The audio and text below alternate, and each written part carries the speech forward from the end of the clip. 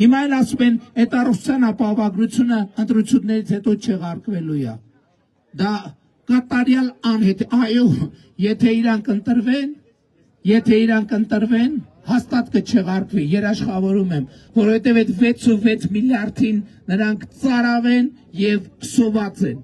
Ասում է, մենք տեսած ենք, դուք ինչ եք տեսած։ Դուք ինչ եք տեսած։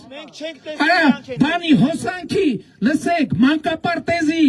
վրա հոսանքի ավել փող գրող կալուգացի օլիգարխը ոնց կարա ասի ես տեսած եմ, դուք չտեսեք,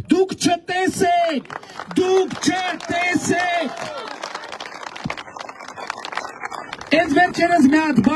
հատ գործ եմ բերել բանը, ուրեմն օլիգարխներից մեկը ու դրանք, շատ ուրեմն օլիգարխներից մեկը բան արել, տրանսֆորմատորները բան արել, ներկրել, որ ինքը ինչ-որ այդ կրիպտո արժույթների ֆերմա ստեղծելու համար դե դրանք շատ հոսանք է բանանում, ծախսում։ Բերել է, հետո այդ կրիպտո արժույթների գործը չի ստացվել, հետո այս մի օլիգարխը այդ բերած տրանսֆորմատորները խելագար գներով վաճառել է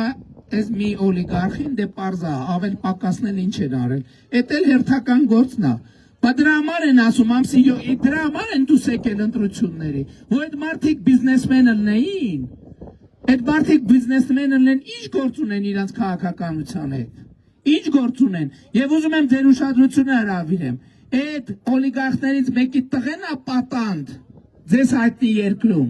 Են մյուսի ունեցվածքն է պատանդ ձեր հայտնի երկրում, եթե դուք ուզում եք ձեր պետությունը ղեկավարեն պատանդները, ես ասում եմ դրանք պատանդ են,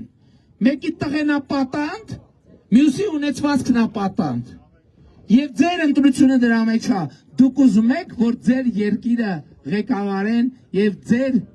ձեր անունից հանդես գան նրանք, ովքեր պատանդի կարգավիճակում են, բառից բուն իմաստով պատանդի կարգավիճակում։